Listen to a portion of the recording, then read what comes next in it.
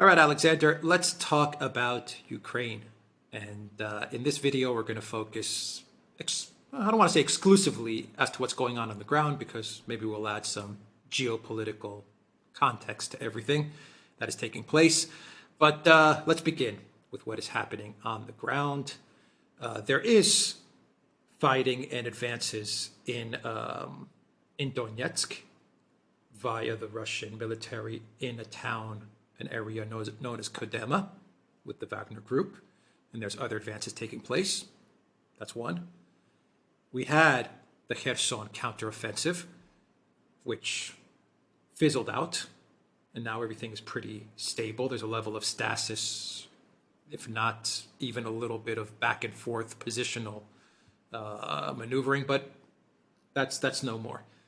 And now you have what started out as a counteroffensive in Kharkov, at the area known as Balakleya, at this important railroad junction town of Balakleya, which has been taken over by the Ukraine military.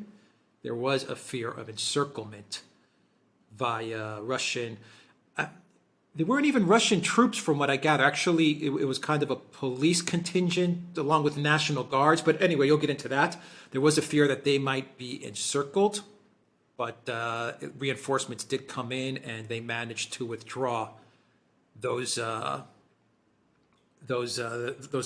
troops from Balakleya in an orderly fashion. But the town eventually, within hours, fell to Ukrainian military control. And now I guess you have what we could call the advance towards Izium.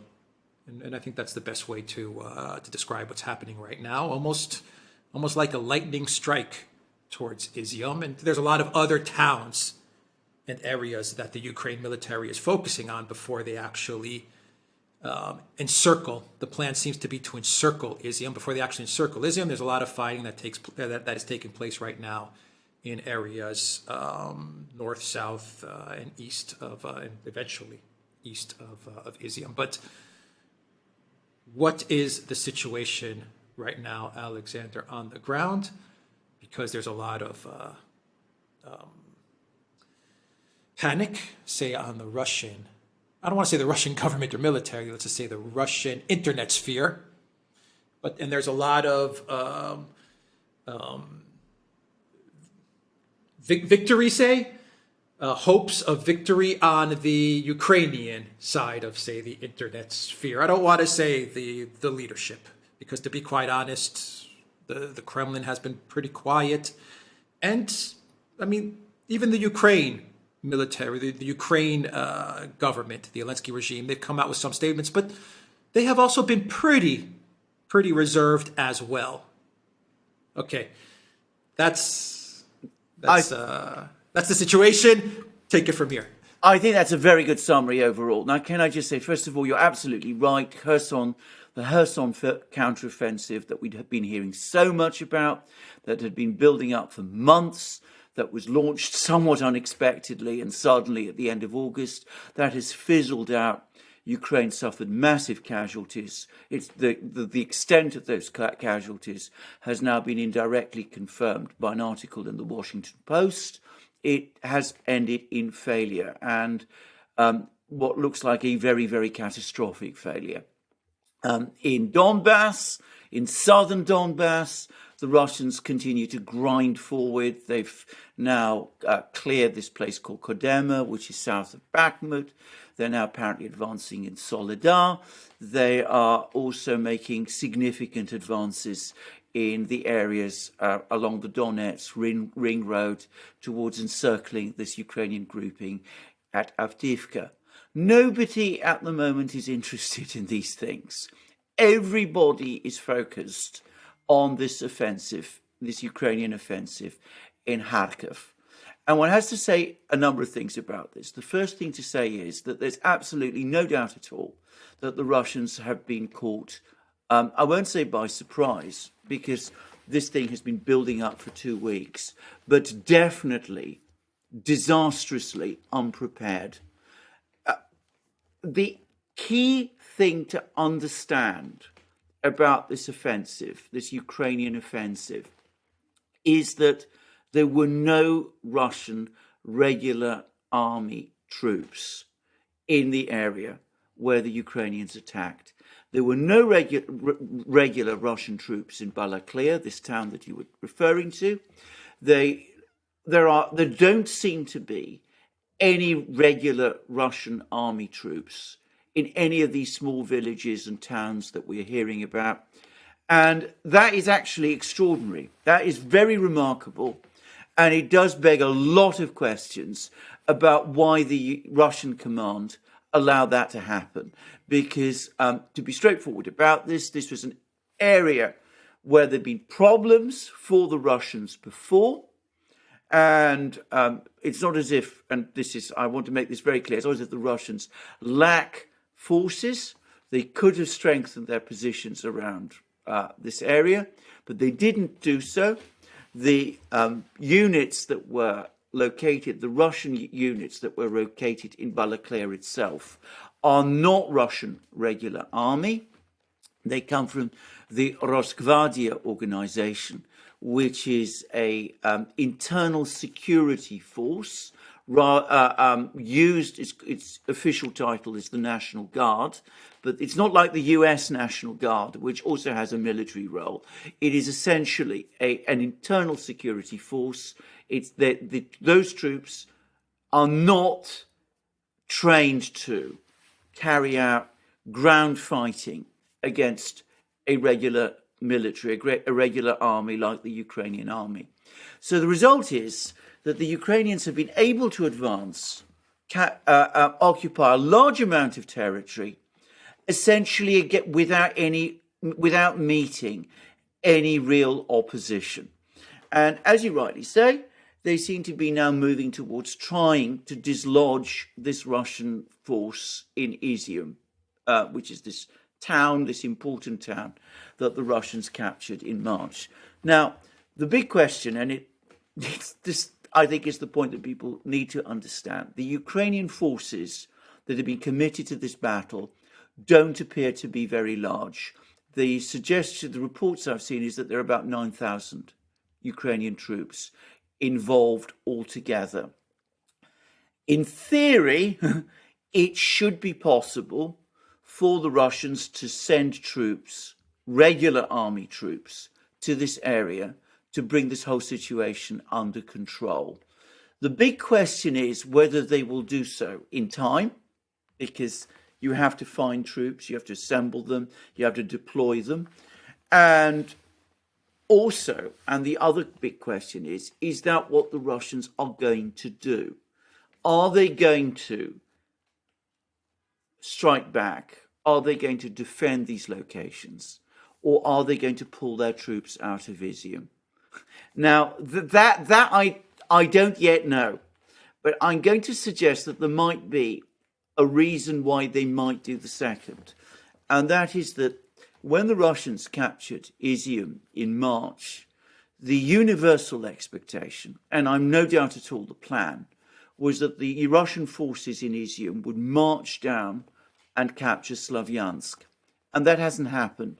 They've got bogged down instead in fighting in a forested area south of ETHEREUM. They've never succeeded in advancing to Slavyansk. So there's a case, I suppose, a military case for saying that this military force in ETHEREUM isn't achieving what it was expected to achieve. So given that that is so, pull it out.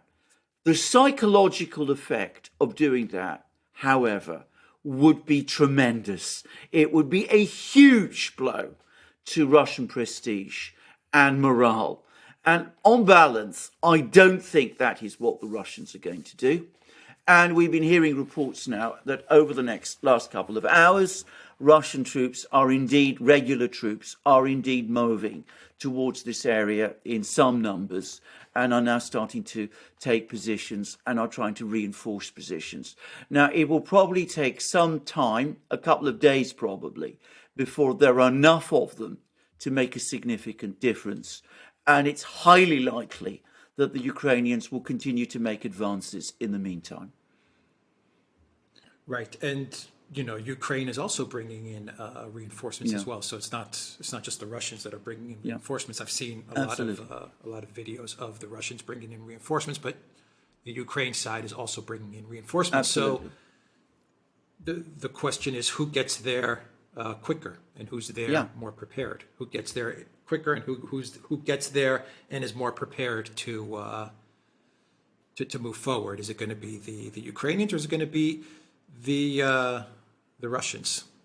Well, indeed. I mean, the one enormous advantage that the Russians have is, of course, they've got aviation, and they've got much more artillery. They've got far more firepower than the Ukrainians do. And bear in mind, as I said, that even if you allow for those reserves, the Ukrainian forces that have been committed to this offensive are not huge in number. They're about 9,000 men. So that isn't the kind of force that the Russians would not be able to cope with if they arrive on time and if they decide to commit sufficient numbers to bring this whole situation under control. But for the moment, as I said, the Ukrainians are going to continue to make inroads because, as I said, there just aren't Russian troops there. And I can't help but wonder how that was allowed to happen. I mean, what exactly took place which left this area of the lines essentially undefended in the way that it was, despite the fact, as I said, that we've had 2 weeks because the Ukrainian media has been full of talk about this offensive for about 2 weeks. Why did the Russians not prepare for this in advance? I'm going to venture a guess, by the way. I think that you mentioned in a previous video that with the Vostok exercises happening in the Far East, with all of these important people, Putin, Gerasimov, Shoigu, all the way off in the Far East, they did take the eye off the ball. I mean, you asked me that before. I was rather skeptical about this. I think that the Russians have been fully prepared for the Kherson offensive. They deployed airborne troops. They defended very skillfully in Kherson. But I think the top people were away from the scene. They weren't really there to take the necessary decisions. The decisions weren't made fast enough. And that is how the situation has arisen. Even if that is not the case, what you just said, even if that is not the case and they did have their eye on the ball, say the Russian leadership, the optics of it, just the fact that this happened in the Kharkov Oblast area, and while it was happening, the Russian leadership was in the Far East, and they were giving speeches and partaking in these war games and stuff like that. Just the optics of it looked terrible. Absolutely. That's a correct statement to make. That is an absolutely correct statement. And you only have to go and see what Russians are saying at the moment to see that for yourself. I mean, people are absolutely furious about this. There's demands for, heads rolling and people being sacked, and there's massive criticisms. I'm going to say what this reminds me of. It reminds me of the second capture of Palmyra in 2016. I don't know whether people remember this, but there was this during the Syrian war, and there were Russian forces and Syrian forces were all concentrated on this battle in Aleppo, and Palmyra, this important town and symbolically important town, was left incredibly lightly defended. And the result was that opened an opportunity for ISIS to swoop in, capture Palmyra, and the Russians were humiliated. And I remember the Russian military officials were furious. And there was even some criticism from Russian military people of Putin himself for allowing that to happen. And I think we're going to see that on a much bigger scale this time. There'll be a lot of people who will say, well, whilst you're all the way off in the Far East, monitoring the Vostok exercises, all three of you, Putin, Shoigu and Gerasimov, that opened the way for the Ukrainians to do this thing. And by the way, I think it's probably true. I mean, it's the most plausible explanation that I can think. Yeah. I don't want to. I don't want to pin this all on Putin with this next question, but he is the president, and so the buck stops with him. Do you think that that Putin is his blind spot, specifically with what's going on in Ukraine and in the world right now? And we'll get into the geopolitics of this in a bit. But do you think his blind spot with regards to this conflict is in Ukraine, is the fact that he is too stuck on legalities, on diplomacy, on dealing with quote unquote our partners, as he calls the collective West? Do you think he's too stuck there? I mean, a lot of people phrase it as Putin being too soft or too nice. I don't want to phrase it like that, even though I've said that in the past myself. Yeah. But my point is that maybe this was a breakdown in the Russian command, what happened in Balakleia and what's happening in ETHEREUM. A lot of mistakes were made, and maybe Putin may not have even been aware of this. Maybe he was completely aware of this. We don't know, but he is the president. He does, at the end of the day, take full responsibility for everything that is happening. And my question to you is, do you believe that he is hampered, he is held back with his it seems almost an obsession at times with international legal diplomacy type of work, of doing things? It seems like he's hyper focused on that stuff that he's unable to perhaps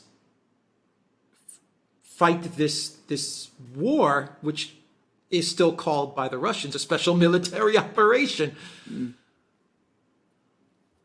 Yeah, I think you're absolutely correct. I'm going to say something. This is exactly the criticism that those Russian military people were making about at the time of the Palmyra affair. Now, I can remember that affair very well. One of the things that was happening over the course of the Palmyra affair, whilst the ISIS swooped down on Palmyra, was that all these forces were bogged down around Aleppo. And the thing that was holding those forces in Aleppo back is that Putin was negotiating ceasefire after ceasefire to try and allow, supplies, humanitarian supplies to go in, to allow people to, to leave. And this protracted the whole business for months. And Putin's logic in doing this was that this was really important for him to do because he needed to keep the to solidify international support behind what he was doing. He was involved in very intricate negotiations with Erdogan at that time, which did eventually bear fruit. He was doing all of these things. But of course, what happened in the meantime is that Palmyra was recaptured. So, a lot of people were saying at the time that, Putin, in spite of what people think, he's not really a war leader. He is a manager. He's very legalistic in his approach to things. He's still stuck on this being a special military operation. One of the things that has only gradually become apparent to me, for example, is the extraordinary extent to which, if you're talking about the fighting in the Donbass, the leadership of the fighting in the Donbass has been ceded to the political and militia leaders of the Donetsk and Lugansk republics.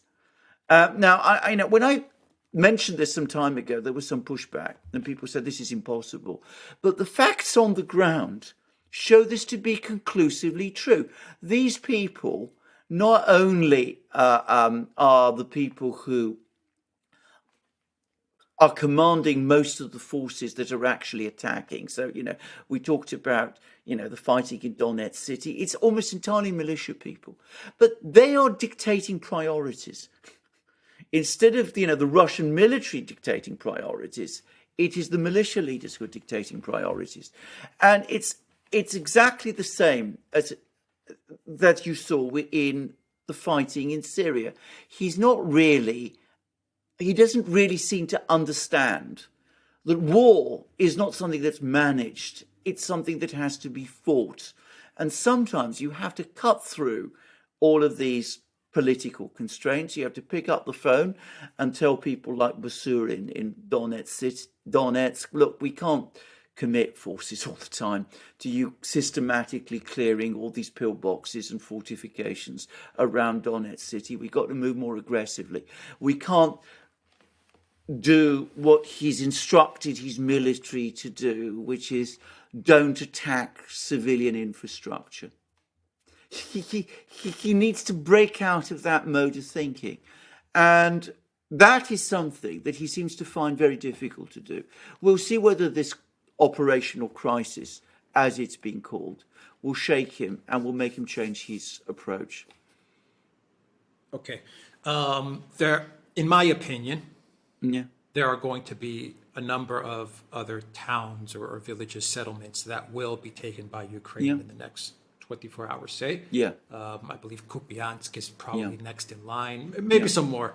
Let's not get bogged down in the names, but I expect until we see both sides, the reserve forces, the reinforcements of both sides in position so that we can come to some sort of big battle, which is what it looks like it's going to shape out to be. I imagine the Ukraine forces will continue to advance and they'll gobble up some more towns and some more territory.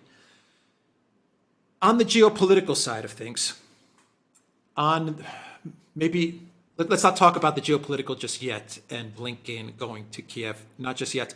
Let's talk about the domestic political angle of things in Russia. The fact that, and I've been getting messages from many people on the ground in Moscow and St. Petersburg, messages that I get from people every now and then, but there's this disappointment, uneasiness that in a village, in a town like Balakleya, where you had people who were working with the Russian military, breaking bread with the Russian military, whatever was happening in that town while it was under Russian control, that they're now going to pay a very heavy and severe price now that Ukraine has taken that territory.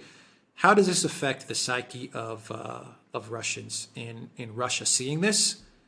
And how does it affect other areas where Russia has taken over, as they say, they have liberated, as the Russians say, other areas where they have liberated? How does this affect their psyche? Perhaps these Ukrainian people in Russian-controlled territories thinking, oh my God, this happened in Balakleya, and here I am in, I don't know, I'm just going to pick a place, Kherson City or whatever. Here I am in Kherson City, and what happens if the same thing happens here and Ukraine gets this city, and then, what are they going to do to me?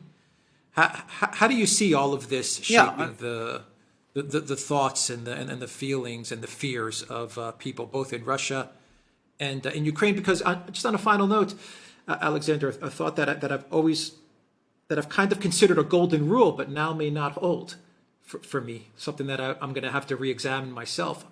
I was always under the impression that when Russia takes territory, like really takes it, not just positional stuff or maneuvering.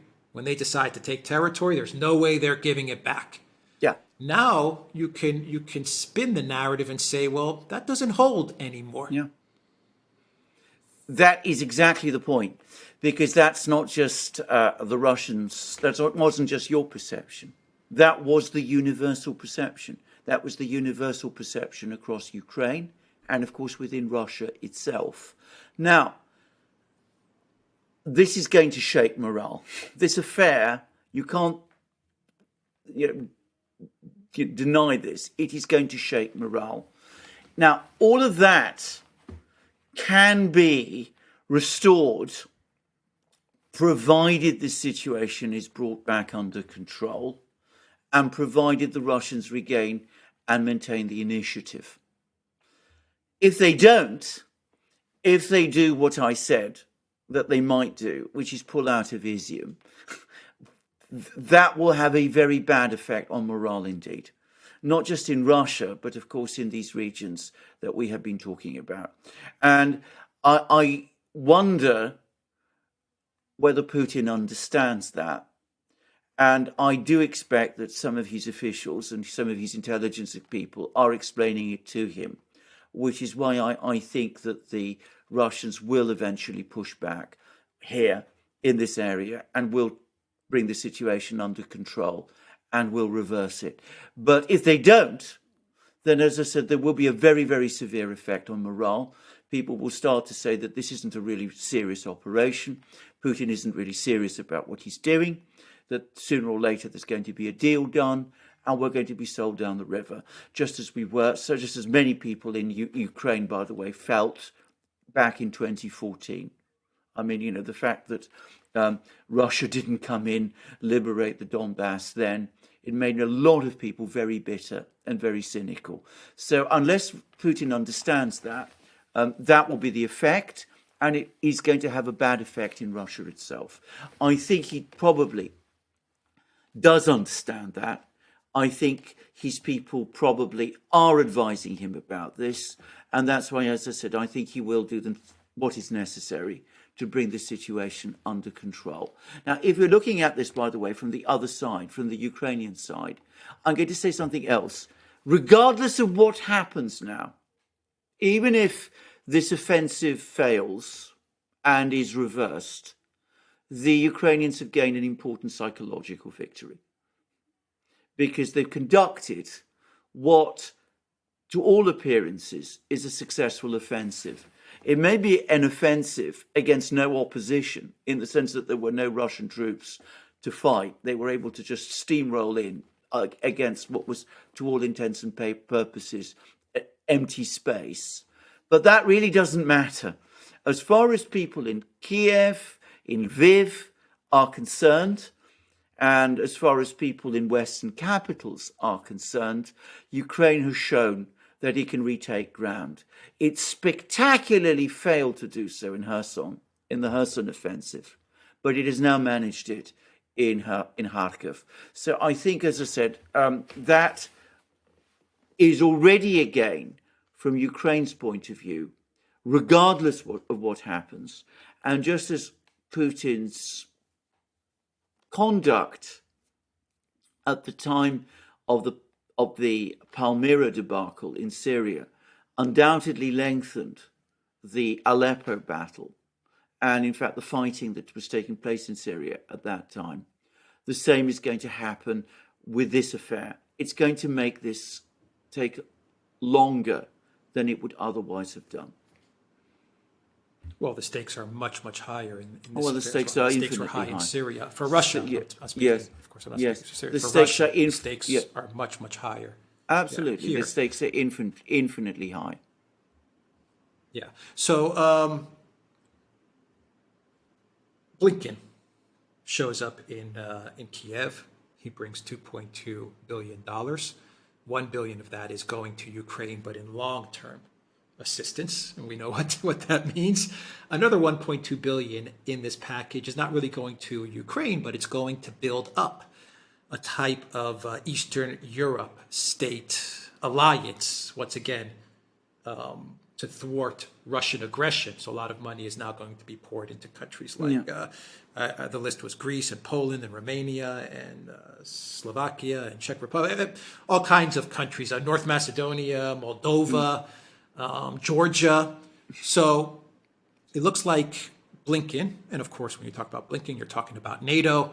It looks like that they've timed this perfectly. This momentum that Ukraine has gained has been timed perfectly, not only with the meeting in Germany, in the Ramstein air base, but also with Blinken's trip to Kiev. Of course, Blinken probably greenlit the trip after he saw the success. I'm sure he said things are going well, fire up the jet.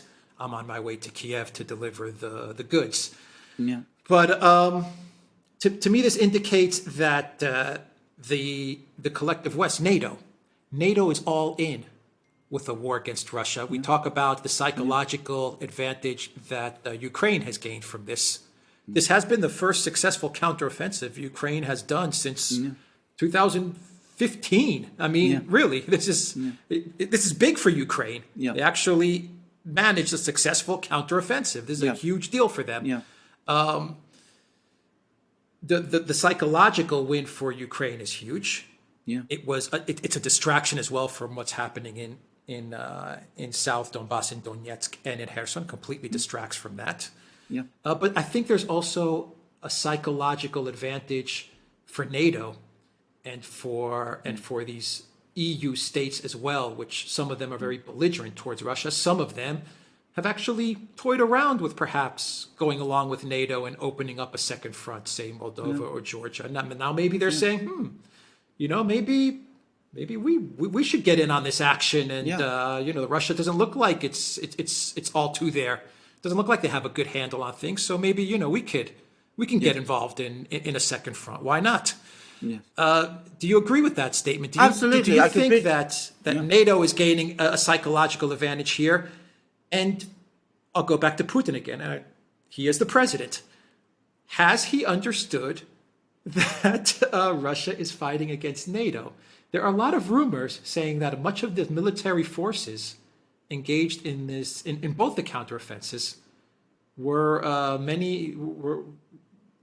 had many people from many mercenaries from NATO countries. Yeah. I mean, we can't confirm this. I don't want to say this is definite, but you're getting a lot of rumors, and I've even seen videos as well. But NATO's fighting this along with Ukraine, but NATO is fighting this. Has Putin quite understood that yet, or is he still also just stuck in the legalities of things? Yes. One would assume that he has.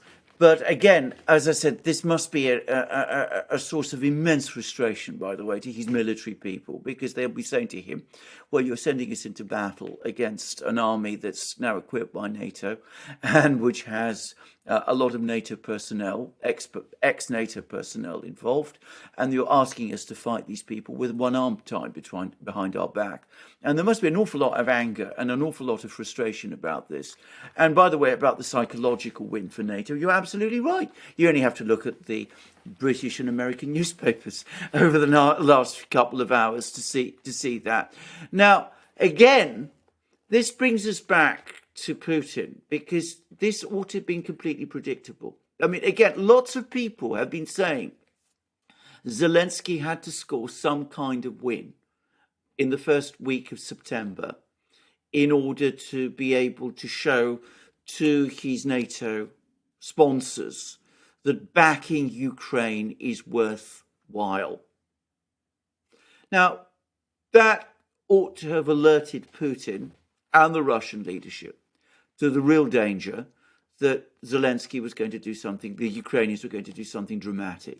Now, the Russians clearly became overly focused on Kherson. They thought, that the major Ukrainian attack was going to be in Kherson region. And if you look at the numbers of men involved, the number of machines involved, there's no doubt at all the Ukrainian offensive in Kherson region has been much bigger. But there was always a risk. There was always a possibility that Ukraine would do something somewhere else. If they weren't going to succeed in Kherson region, they would try something somewhere else. This area around Izium has often been a vulnerable spot for the Russians. Stripping it of troops, not deploying enough troops there, was clearly a mistake. And it's something that ought to have been anticipated. And the danger of it ought to have been anticipated at precisely this time. And it wasn't. And, you can't ultimately deny the responsibility of the person in charge, who is Putin. It may very well be that he is stuck, as you said, that he's very much somebody who does things in a very legalistic way. It's very much a characteristic of him. He's very much somebody who follows process all the time. 99 times out of 100, it works for him. I mean, that's one reason why he's proved to be such an effective administrator and manager.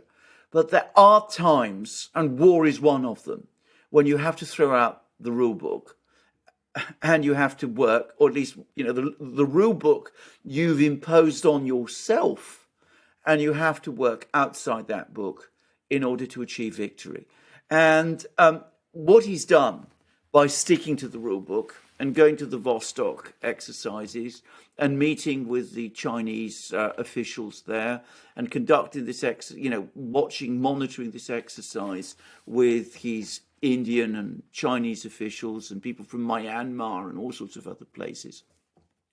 And at the same time, bringing all his military people, his top military people with him, Shoigu, Gerasimov and the others, was that he didn't grasp the political effect that this setback would have.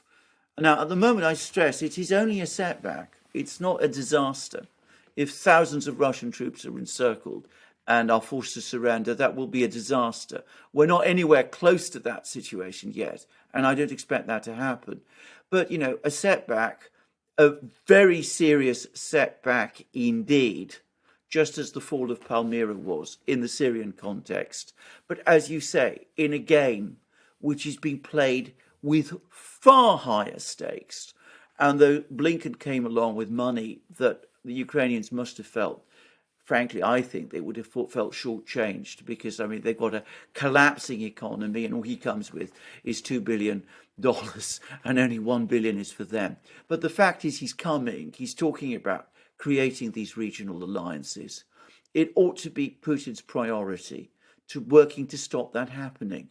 And make no mistake about it, the fact that Blinken went to Kiev as these events in eastern Ukraine were working out is not any kind of coincidence at all. And again, Putin had all the information at his fingertips to know about it and to prepare for it. Yeah, my final comment or question to you is, I'll take it even one step further.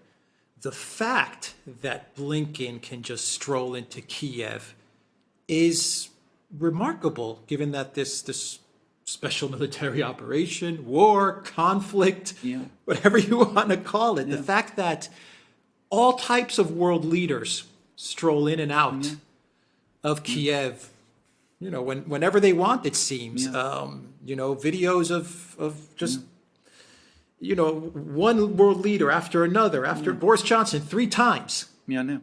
Whenever they want. That is, that was Blinken's way of pouring salt on the wound there, and it leaves everyone, once again, you get into that debate, those questions that come up.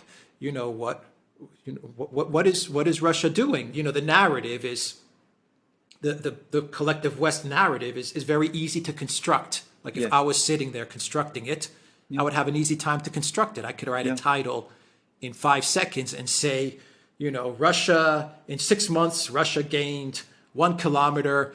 In 24 hours, Ukraine gains 30. These titles write themselves. There's a lot of context and there's a lot of analysis that goes into the whys and how everything's unfolding, and the fortifications and the reasons Russia is going slow. We've exhausted those.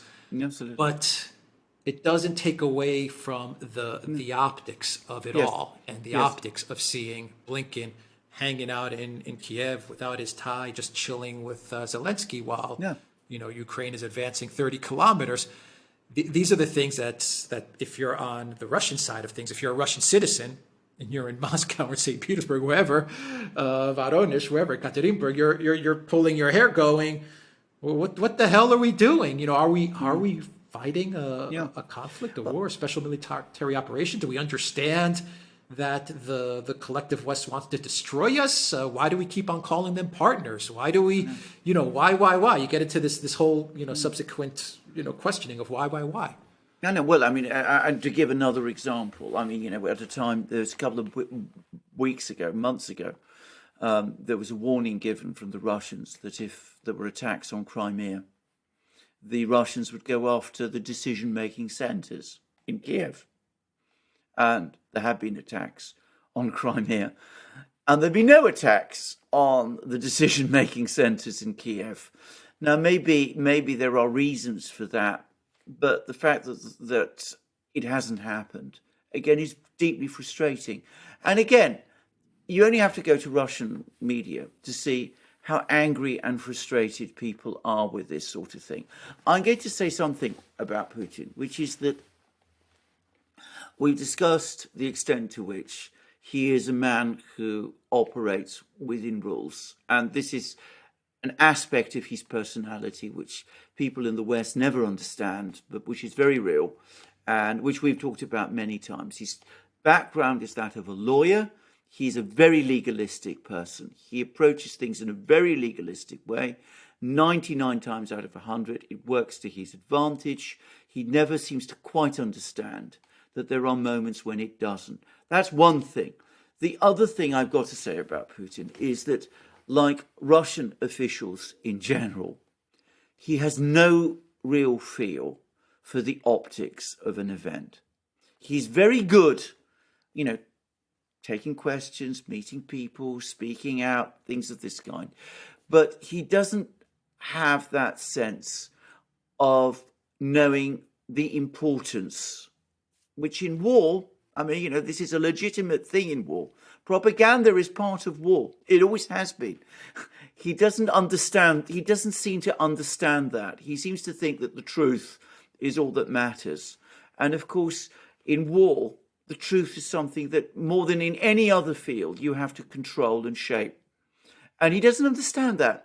And that's why he, in my opinion, retains people like Dmitry Peskov, and why the Russian PR presentations, Russian government PR presentations are so dreadfully bad, and why the Russians consistently get defeated in these international media wars.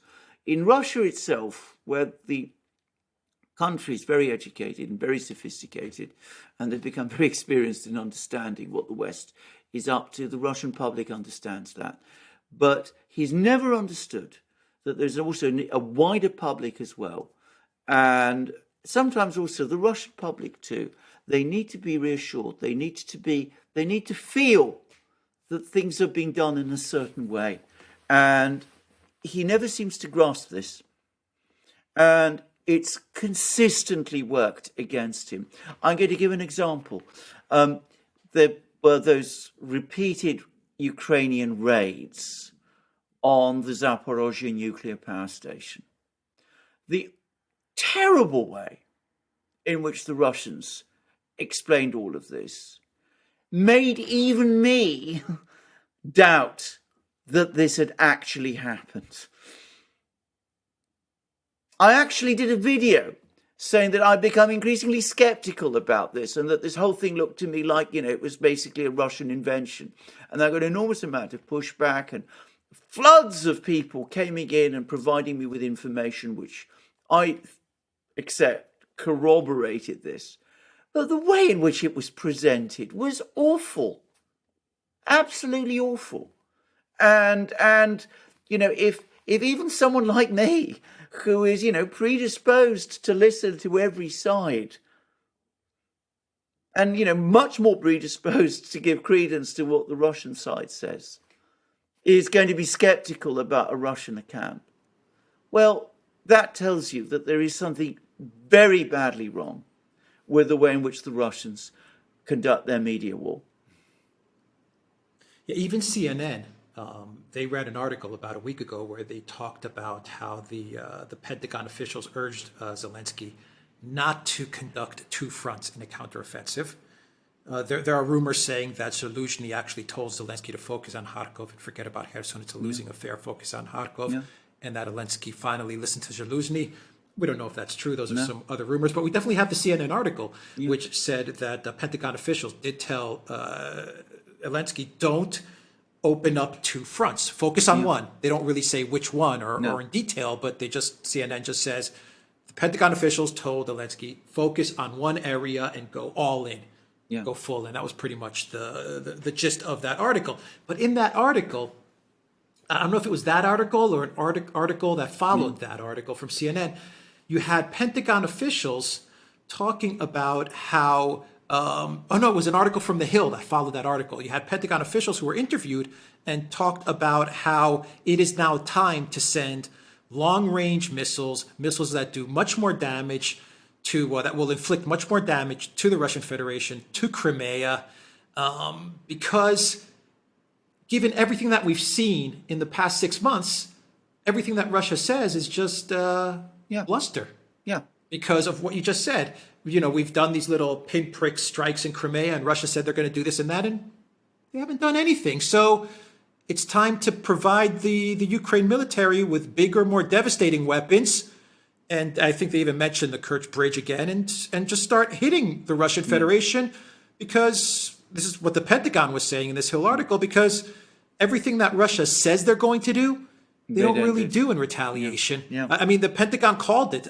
The officials said that actually, and I quote, they said, what comes from the Kremlin is pretty much just bluster. Don't take it seriously, their threats. Yeah. So let's hit them harder. Yes. I mean, is there truth to that? Well, and this is a Hill article and a CNN article. This is not me saying this. This is what those officials said. I don't think you should make threats like saying you're going to take out decision-making centres, and then when something happens, which you'll say will provoke that response, you don't do anything, because at that point it does look like you're bluffing. And the Russians have looked too much like they're bluffing. Again, it's as if Putin wants to avoid escalation. In fact, even though the other side is escalating against him all the time, he seems to struggle to understand this. Anyway, we'll see what comes of this. I am confident, personally, that they will bring the situation in Kharkov region under control.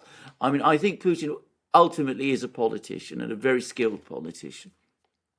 I think he understands the political effects if he doesn't. And, we mustn't lose sight of the fact that, in Donbass itself, still the main area of the battle, the Russians are continuing to advance. In Kherson region, as I said, the offensive failed. I think they will get this under control, just as they got the situation in Syria under control eventually. But this affair does once again highlight certain important limitations, both about Putin's personality and about the command system in Moscow, and also deficiencies in their inability to understand that, as I say, controlling the media thing is very, very important. Saying, for example, look, if you're going to start providing ATACMS long-range missiles, which is what we're talking about, well, be absolutely sure that if that happens and you start attacking our territory, we will respond by attacking yours. I mean, say that and make it sound like you mean it. Now, that's the kind of thing that gets through. Talking about, mumbling words about, launching strikes on decision-making centres in Kiev and then failing to do it, that really doesn't work. It just encourages the other side to continue escalating. And to be fair, that wasn't Putin who specifically said that. No, it wasn't. I think it was Medvedev who was the one that was running. It was Medvedev, but maybe I can let me give a much stronger example. I mean, there's now very good reasons for thinking that the Moskva, the Russian cruiser, was destroyed by an American-supplied Harpoon missile launched by Ukrainian troops who had been trained to use it for that specific purpose. In other words, to launch the Moskva, to sink the Moskva. Now, the Russians must know that. But what have they done in response? I mean, a much stronger response would have been to say straight out it was an American Harpoon missile and that the United States was involved. Yeah. And then threaten retaliation. Let me ask you, actually, this is a longer video than we anticipated, but we covered a lot of ground. One final question. I understand that there needs to be transparency and secrecy in war, but do you think the Russians are too secretive? Do you think that, I'm trying to think, has Putin at any point during this conflict actually given an assessment of the state of things on the ground in Ukraine to the Russian people? I'm just trying to think, has he or not? He's given many speeches. Yes. And he's talked about the US dollar and the financial system and gas and sanctions and the economic state of things and all of these things. But has he given a speech in the last 6 months where he said, people of Russia, this is how things are looking on the ground at the moment, and this is why we're going slow, and this is why we're doing this, and this is why we're doing that, and we're going to need this many months, and this is the number of people we have? I mean, I understand secrecy. I completely get it. But do you think maybe the Kremlin is being too secret, or do you think they're doing the right thing by being so secret? No, I think that he did make some comments about this right at the beginning, back in March. He said that, we have to do this methodically and systematically, and that we should all, follow through with what the General Staff is doing. But, I mean, it's debatable whether that's anywhere near enough. I mean, he's not made a proper address to the Russian people since he launched the war. I mean, you have to go back to February before he's actually sent, for an actual formal address from Putin to the Russian people about this.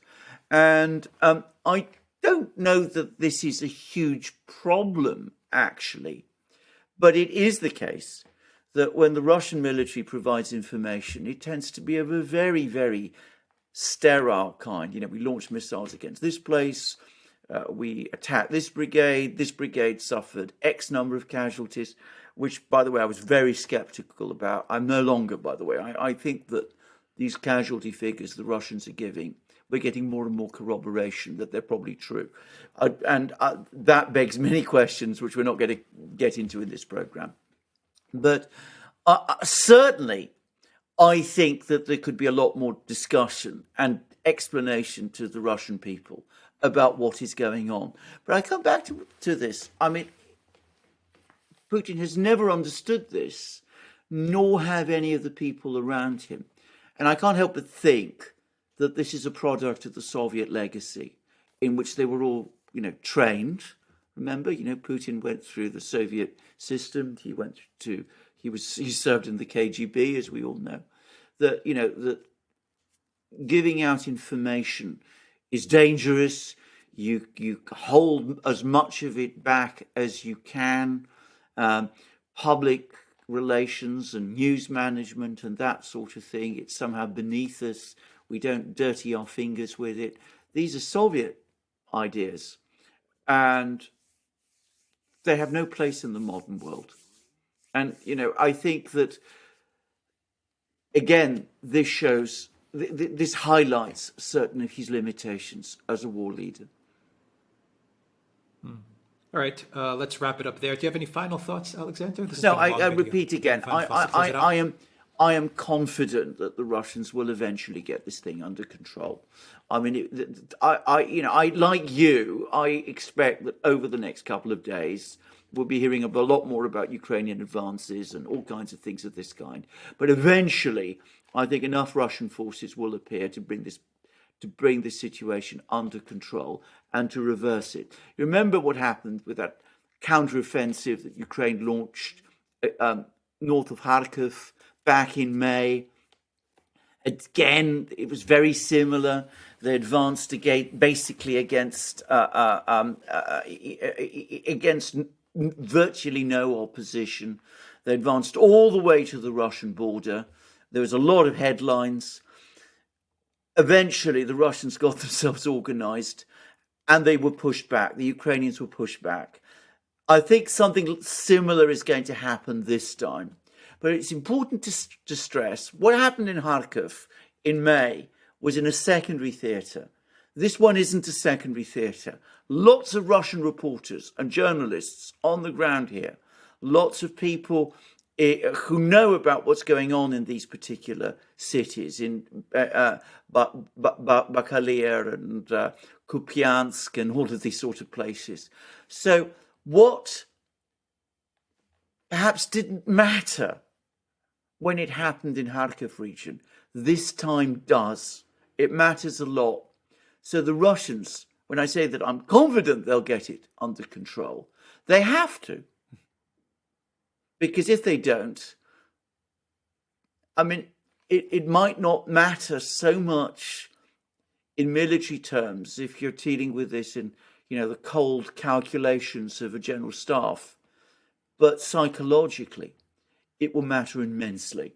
It will create a lot of demoralization in Russia itself, and an awful lot of anger. And Putin needs to understand that that anger will be directed at him. Yep. Well said. All right. theduran.locals.com and go to the Duran shop. 10% off. Use the code GOODDAY. Take care.